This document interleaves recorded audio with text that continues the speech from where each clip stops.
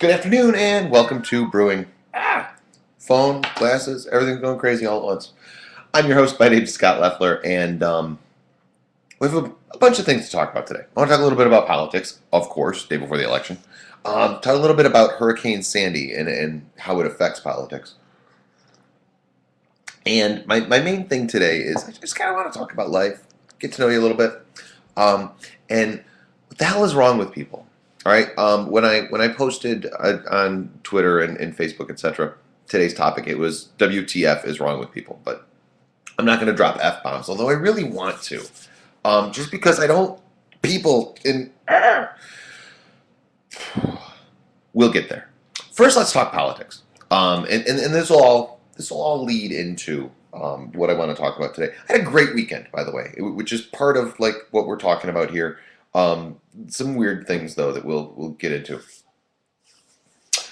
You know who else had a great weekend? Barack Obama, the president of the United States.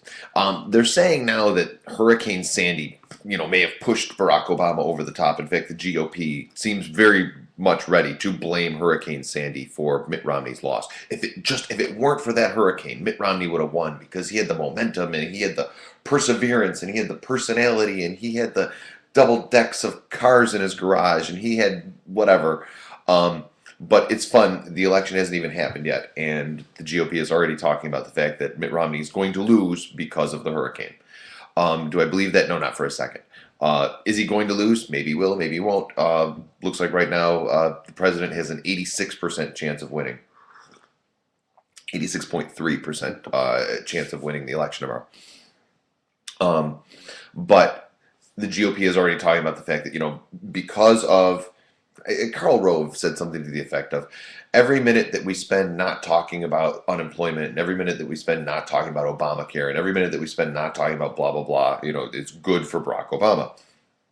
So basically their thought is that, from the time we started talking about Frankenstorm, through the time we kept talking about Frankenstorm, all of that is good for the president, which doesn't make any sense because, people hated unemployment before Hurricane Sandy. People hated Obamacare before Hurricane Sandy. So I don't understand why suddenly, the people didn't remember that there's unemployment because there's still rampant unemployment, very high, 7.9% unemployment. People don't have jobs. People don't have good jobs. Not only are people unemployed, so many people are underemployed. So I don't know that I buy that Hurricane Sandy, like if you don't have a job, suddenly there's a hurricane and you forget you don't have a job, and so you're going to vote for Barack Obama? I'm thinking no.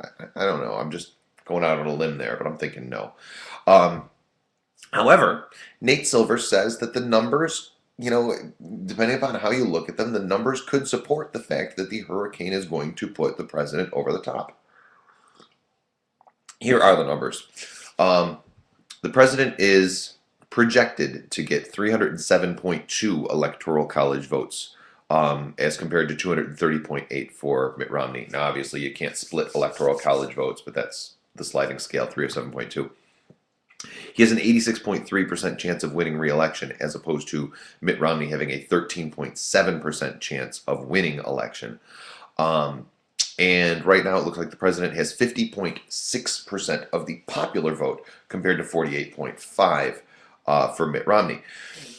Now look, all of these polling numbers that Nate Silver does don't mean a hill of beans because the only poll that matters is the one that's done tomorrow, or if depending on where you are, if there's early voting going on, I guess the poll that you went, if you go to the poll today, that counts, obviously. But the only poll that matters is the election poll, and no matter how many times NBC calls your house and asks who you're going to vote for, that doesn't mean anything unless you actually go vote for that person. So we'll have to see if Hurricane Sandy really does put the president over the top. We'll see some exit polls, obviously, tomorrow.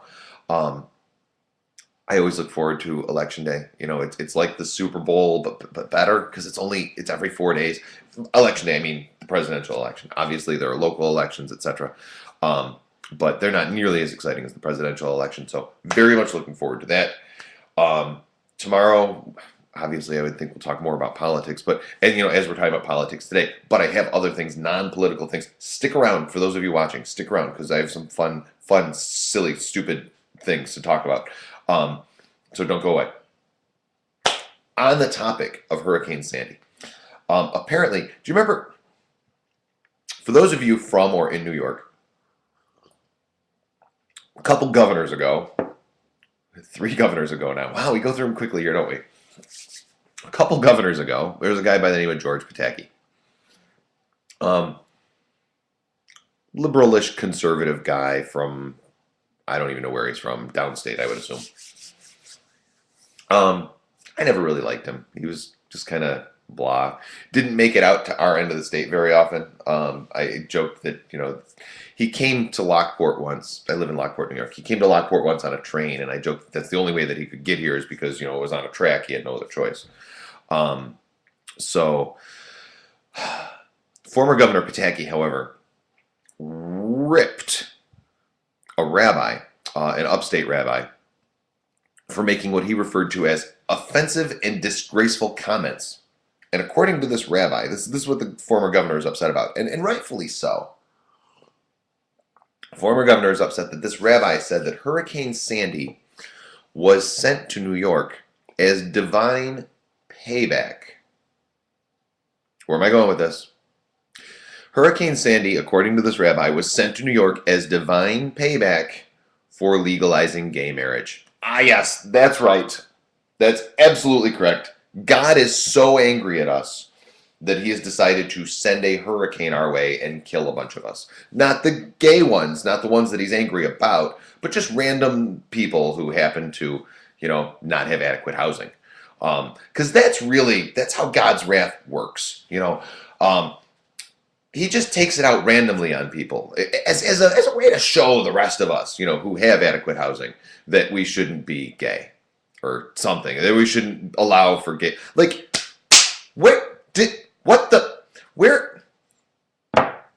I don't understand who the hell lets these people talk. I don't understand. Like, at some point, this guy said this to a family member or a parishioner or a close friend and someone on their side. At some point, they said this to them, and that person said, "Yeah, you're totally right. God really he sent the hurricane here to decimate the queers." Like, that's another word I don't like using, by the way, the Q word. But whatever, this is where we're at, and I want to talk about this because, oh my God. Like, where do these people come from, and where do they get off saying stuff like this? And thank you, former Governor Pataki, for ripping this guy, because far too often, the crazies on the right are like, "Oh yeah, that's totally true." Like the people, the protesters, the God hates fags protesters, and the fact that there are people that agree with them, the fact that there are people that send them donations, send them money. Now look, this country was built on differences of opinions. No matter what anybody will tell you, this country was founded on. This country was founded on Christian philosophy. This country was founded on Puritan values. This country was founded on, a belief that all power derives from God. You can debate any of that. This country was definitely founded on a diversity of opinion, though. This country was most certainly founded upon people disagreeing on everything, including what the country was founded upon. So look, you've got your opinions, I've got mine. They might be different. Maybe you like the gays. Maybe you don't like the gays. I don't care. Personally, I have no problem with gay people. Never have. Don't expect ever to.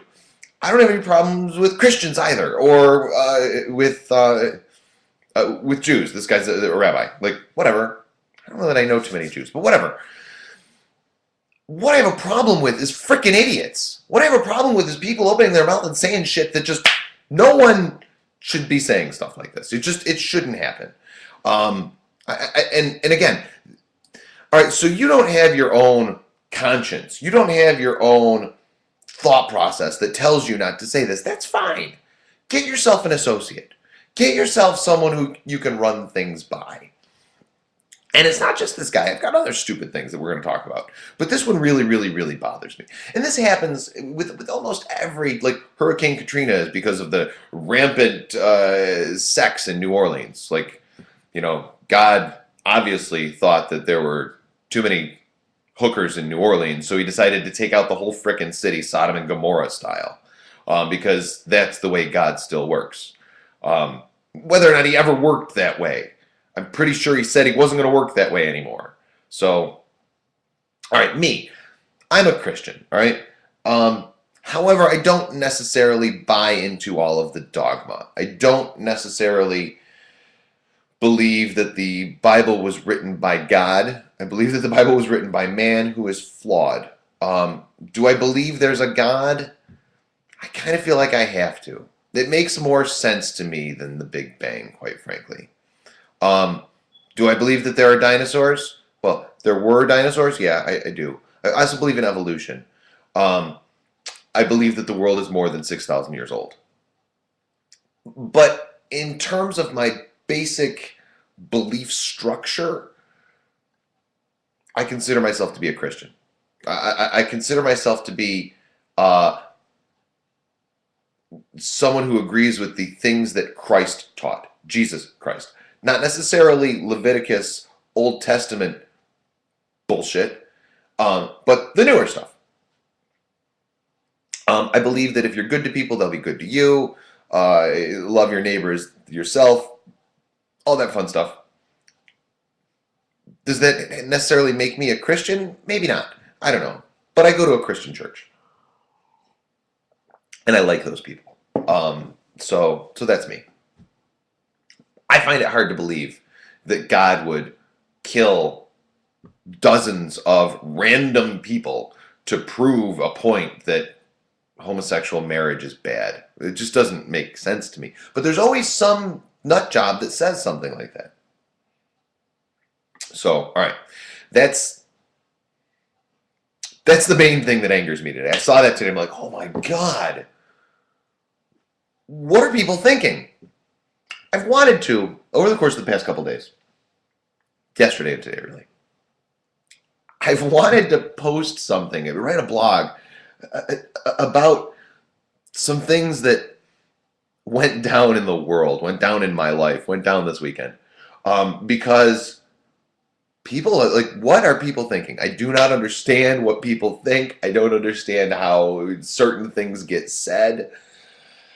I just don't get it. All right, so here's me. Maybe you're used to me from the radio. You have no idea what I looked like until a couple months ago when I started doing this show. Or maybe you're used to me from the newspaper. If you are, you'll note that my picture looks something like this. Well, not that bad, but I was bigger. I weighed more. When I started writing my column, when I started writing my new column for the Union Sun and Journal, I was between 30 and 40 pounds heavier than I am now. I lose some weight, I put it back on. I lose it, I put it back on. But overall, it's a somewhat steady decline. I'm down to 181, 182, 185, depending upon the day. I weigh myself at the same time every day under the same circumstances. I weigh myself every day. Some days I take pictures of it and put it on the internet and say, yay. Some days I don't. Some days I said, I ate way too much yesterday and I don't want to subject people to that number on the scale. But I've lost some weight. It's always fun when I go out and see people that I haven't seen in a while because everyone is always happy to go, wow, you've lost a lot of weight. Because losing weight is a good thing, right? Always a good thing. But in the interim, the times when I have put the weight back on, because I have, I've never been this low. Well, that's not true. I haven't been this low since college. But I was in the mid 180s, and then I popped back up to like 200. And so obviously I went from being skinnier to being heavier. In that time, now everybody says, wow, you're losing weight. Nobody says, you're really plumping out there, aren't you, Leffler? Except I had one friend that would actually say, dude, really? Like, lay off the cheeseburgers. One friend who would do that. That is a good friend. Be that friend, by the way. And not just for me, but like in general. Like if somebody's gaining weight, be like, look, I know things are hard and etc. And you really like the taste of beer, but lay off. Be that person. So anyway, I went to a party Saturday night with my girlfriend and ran into a girl that used to date a guy that I'm friends with who I haven't seen in a couple of years, blah, blah, blah. So I said hi to her, and she's like, "Oh, hi." And then she asked me, "Are you still working at da da da?" And it was a place I've never worked at in my life. And I smiled and I go, "You have no idea who I am, do you?" And she's like, "No." So I told her, I said, "I'm Scott Leffler." She's like, "Oh my God, you've lost so much weight. I didn't recognize you." Cool, whatever. I think I still pretty much look like Scott Leffler, just slightly thinner. But I think I pretty much look the same. But it's fun when that happened because I feel really good. I'm like, wow, I've lost so much weight that she didn't recognize me from the obvious, you know, plumpy piece of crap that I was just a few years ago. Now I look good.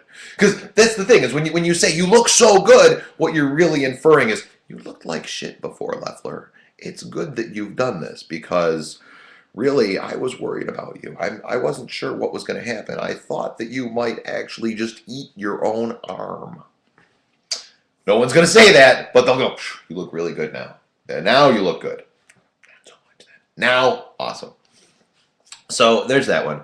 Also, I had lunch with a friend on Friday who now she didn't do the wow, I didn't recognize you, but she did. She was, "You've lost a lot of weight," and it's funny because there are different degrees of you've lost a lot of weight. There's the you've lost a lot of weight, you look really good now.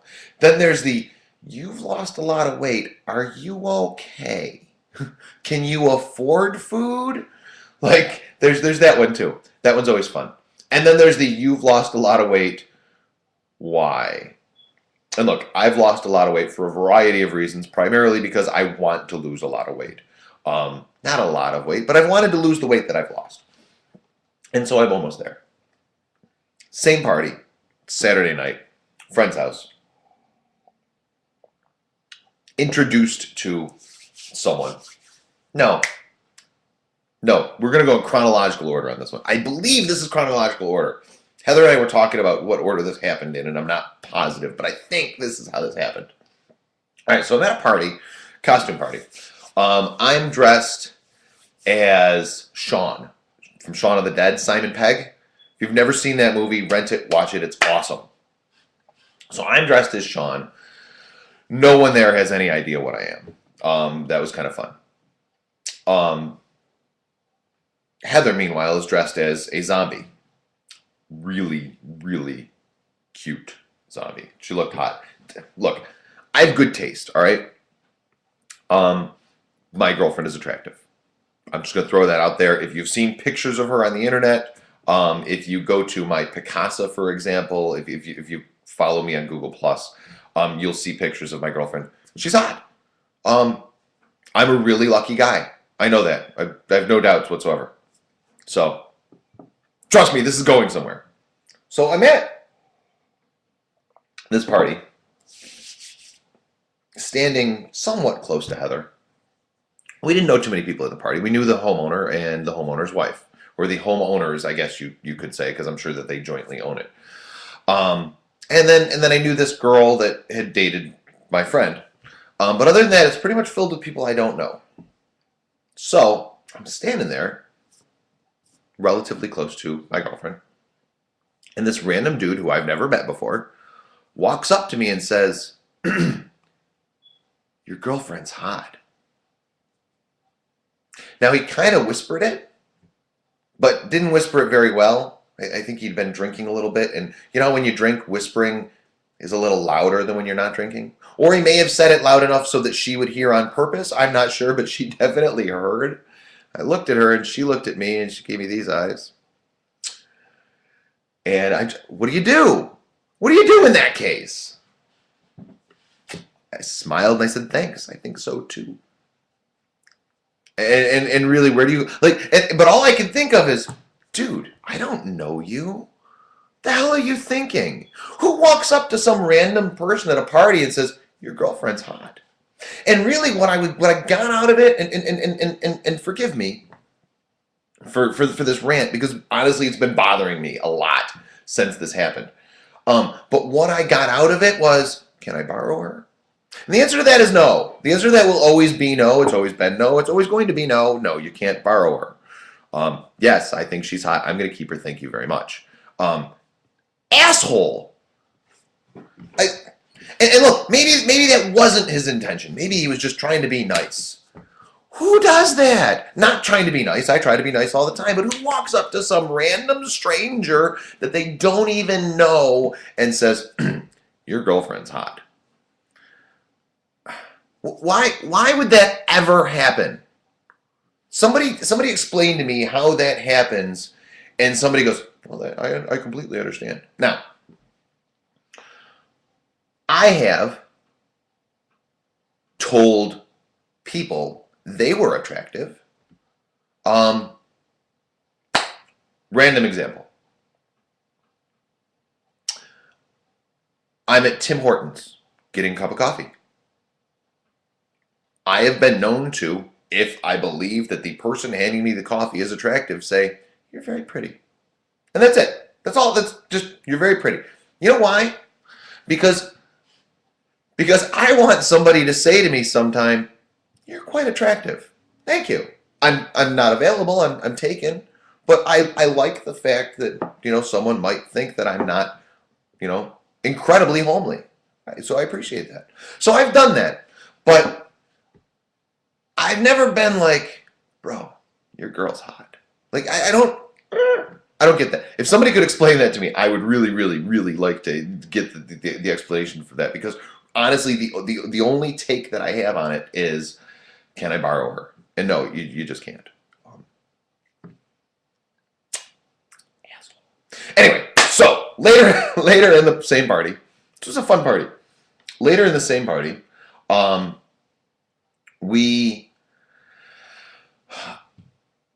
talking to the party purveyor and this dude who previously had told me that my girlfriend was hot. And the guy who's running the party tells the guy who I am. This is Scott Leffler. And the guy goes, really? Because, and you might not get this. You probably don't. I hope you don't. I'm Lockport famous, as my daughter likes to say.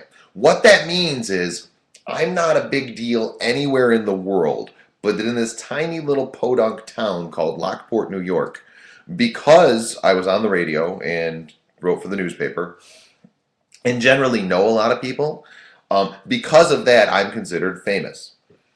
So dude who asked to borrow my girlfriend, not literally, but I think that's where he was getting at, is told who I am. He's like, really? Like, it was impressive to him, which I found hilarious because now there is some discrepancy. We're not sure whether that conversation happened first or whether he told me that Heather was hot first.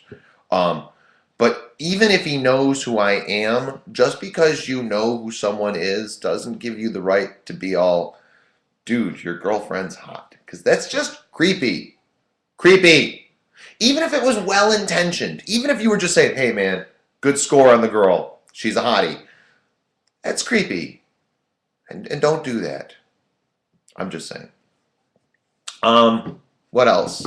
I think that's it. But then really, I gotta tell you, that bothered me. It's bothered me since it happened. And, I don't understand what people are thinking. I would never do that to someone. Why would someone do that to me? It's wrong and it's rude and I don't like it at all. She's mine and I'm keeping her. That's all.